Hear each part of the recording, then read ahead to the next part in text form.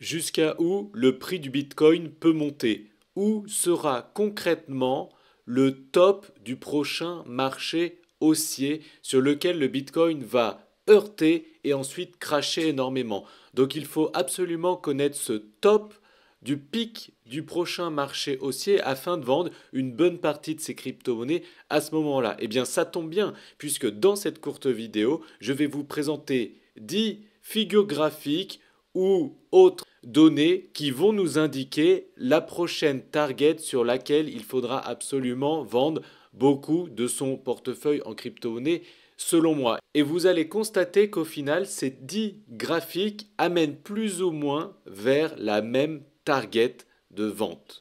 Donc c'est parti pour cette vidéo, mais avant ça, si vous souhaitez connaître mes stratégies d'investisseur en crypto-monnaie depuis plus de 8 ans, qui m'a permis de gagner énormément grâce aux crypto-monnaies et vraiment littéralement changer ma vie, eh bien j'ai une masterclass totalement offerte à vous donner. Pour y accéder, c'est simple, cliquez sur le bouton en haut à droite de cette vidéo, cliquez sur le lien qui se trouve sous cette vidéo, inscrivez-vous et bénéficiez de cette formation et de mes stratégies totalement offertes. Donc dans un premier temps, on va analyser des figures graphiques.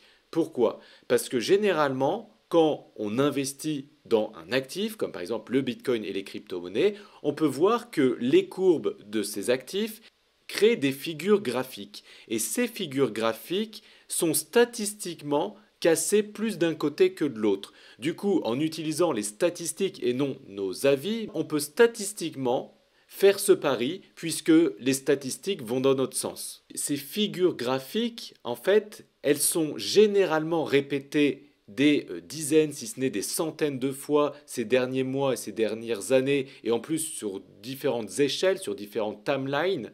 Et en fait, on appelle ceci un pattern.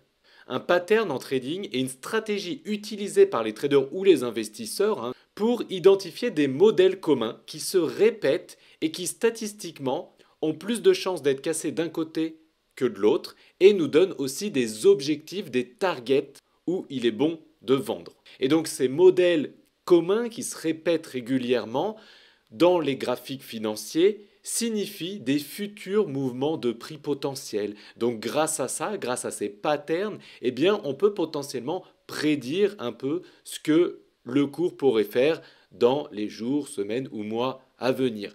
Ce n'est pas une science exacte, ce sont des statistiques, donc on n'a pas 100% de chance, mais parfois 87% de chance, et donc il y a de bonnes probabilités que ceci se réalise, et c'est ce qu'on va voir maintenant avec la première figure graphique qui s'appelle une tasse et une anse. Comme vous pouvez le voir, cette forme graphique fait une sorte de tasse ici et une anse ici. Et en fait, l'objectif, la target de prix est la hauteur de cette tasse. Donc on reporte cette hauteur ici pour savoir la target de prix. Et vous voyez qu'en ce moment, le Bitcoin, enfin en ce moment depuis 2021, donc ça fait maintenant 3 ans que le Bitcoin est en train de faire une tasse et une anse comme vous pouvez le voir ici.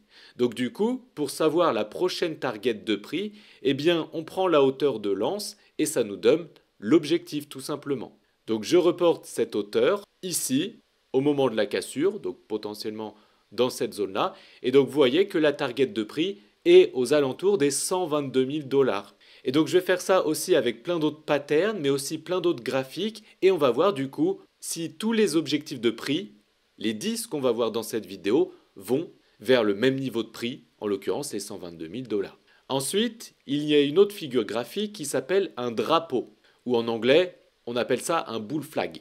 Et donc comme vous pouvez le voir ici, il y a des patterns qui se répètent et généralement on a le mât du drapeau, le drapeau ici et la target, l'objectif, c'est la hauteur du drapeau. Vous voyez la hauteur du drapeau ici, c'est l'objectif ici. Et vous voyez ici, quand ce genre de drapeau se dessine, il y a 87% que ce drapeau soit cassé à la hausse et seulement 13% de chance que ce drapeau soit cassé à la baisse. Et c'est exactement ce qu'on est en train de vivre ici. Vous voyez, le mât, le drapeau et l'objectif. Donc si on reporte le mât de ce drapeau ici, ça nous emmène aux 100 000 $ tout pile.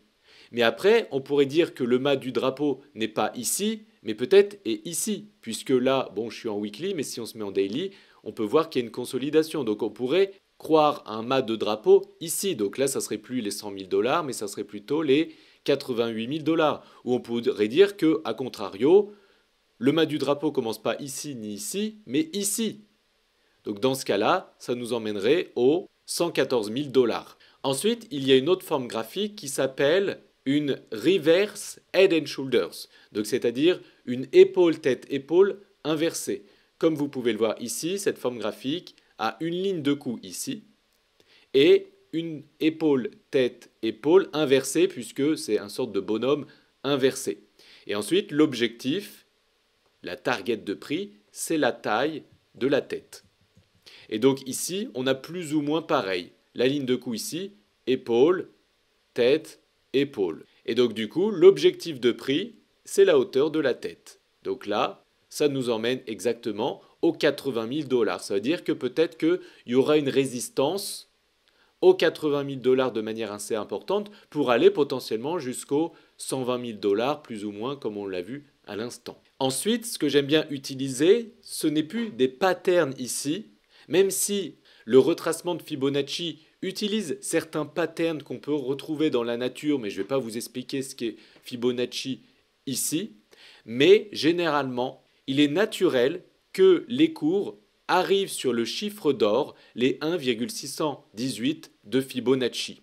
Et donc du coup, si je prends une extension de Fibonacci, c'est-à-dire que je prends le point le plus bas et le point le plus haut de la hausse précédente, et je clique ici sur le point le plus bas, eh bien la target facile à atteindre, vous voyez, c'est les 121 000 $ plus ou moins. Parfois, le cours peut aller un peu plus haut ou parfois un peu en dessous, mais vous voyez, c'est des plus ou moins, c'est des zones que je suis en train de vous mentionner et pas des prix au dollar près. Ensuite, je trouve que le MVRVZ Score est super intéressant et on peut plus ou moins projeter le prix du Bitcoin quand il sera dans cette zone, puisque on le voit à chaque fois que le ratio entre le market cap du Bitcoin ici en noir et le Z-Score ici en bleu, on peut voir ce ratio ici en jaune, et bien quand ce ratio est dans cette zone rouge, c'était le pic du bull run à chaque fois.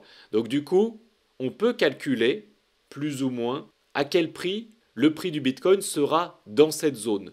Donc vous voyez que ici, lors de l'ancien marché haussier, le Z-Score était à peu près à 20 000 $ et que le prix du Bitcoin était à peu près à 60 000 $.